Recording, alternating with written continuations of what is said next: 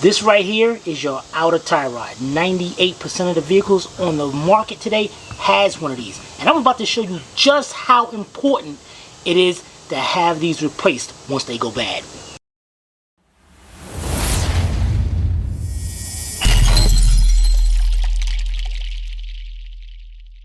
Now your outer tie rod is connected to your rack and pinion, and your rack and pinion is connected to your steering wheel. So every time you turn the steering wheel, the rack and pinion turns, which in turn pulls the tie rod, which in turn turns the wheel back and forth. And what I'm going to do is I'm going to start the vehicle up, and I am going to turn the steering wheel, and you're going to see exactly what I mean.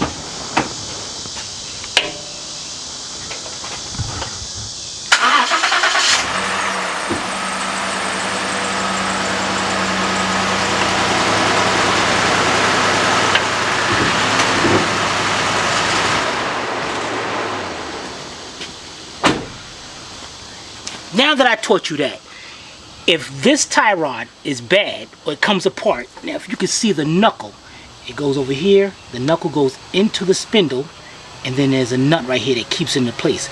If this thing ever breaks, this tire is going to just go wherever it wants to go to.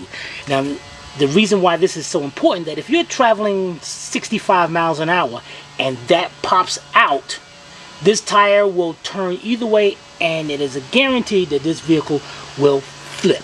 And then you're going to kill somebody, if not yourself. So, when you get a bad one, you have to replace it.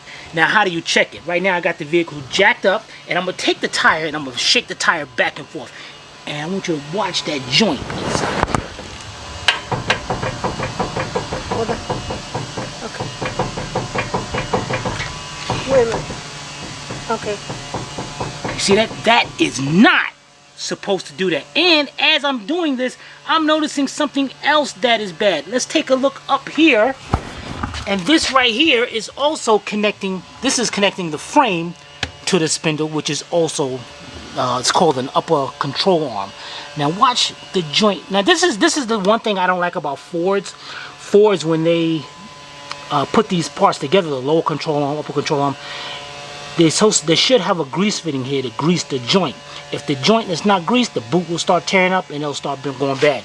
So watch what happens to that joint when I do the same thing. That. So we got two joints that's bad. So that means now if this one ever breaks, what happens? The tire will just pop out from the top or pop in. The car won't flip, but it will definitely scare the heck out of you. It will definitely scare the heck out of you. And what's bad about these parts are not that expensive. So when a shop tells you that you need these replaced, have them come out there, have them bring you out to the shop and show you how bad it is, and take heed to that, because it is very important. We gotta let this customer know. But I think this is a great tip to show you people, if you do have a bad one, or a shop does tell you you have a bad one, get that replaced. Okay, Sylvia just asked the question that the tie rod is not supposed to jump up and down like that. No, it's not. It should stay still, like it should be like firm. What I'm gonna do is, I don't know how the other side is, but what I'm gonna do is jack up the other side, and we're gonna check that one, and hopefully that one's good, so you can get an idea of how a good one is supposed to look.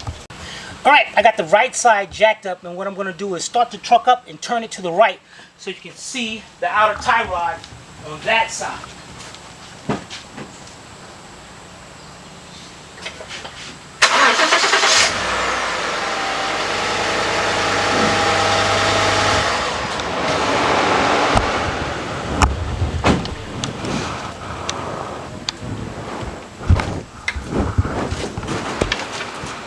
See the outer tie rod? That's good. That means I'm doing my job. Teaching good. So here we got the outer tie rod on this side. Now let's shake this wheel. You see that? How it's not moving?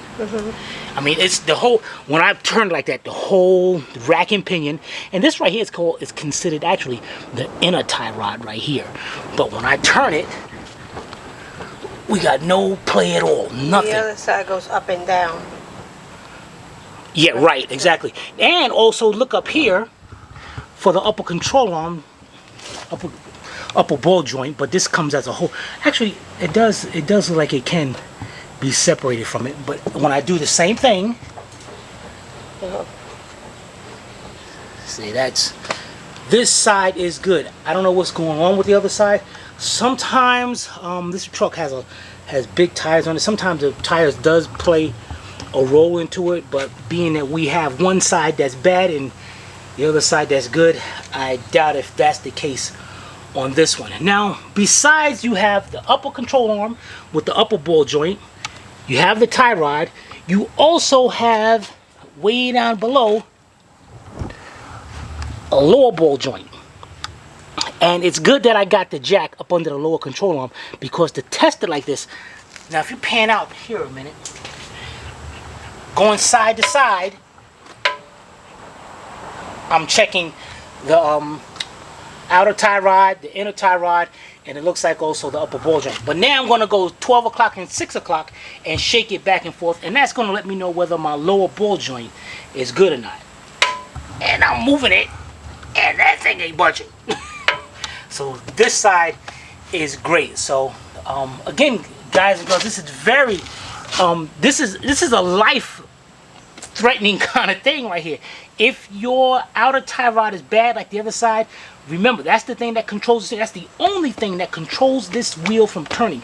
And if you're doing 70 miles an hour, 80 miles an hour, and that pops out, this tire is going to go left or right, full turn, and this car will flip. There's no question about it. It's going to flip. So definitely have, now when you get oil changes, depending on, not in one of these quick lube places, when you get oil changes at a regular shop, they will check that for you. At the dealerships, they will check all that. You gotta have that. They're supposed to check that when you get inspections, but a lot of shops don't check that. You gotta have that checked. So hope this helped you out.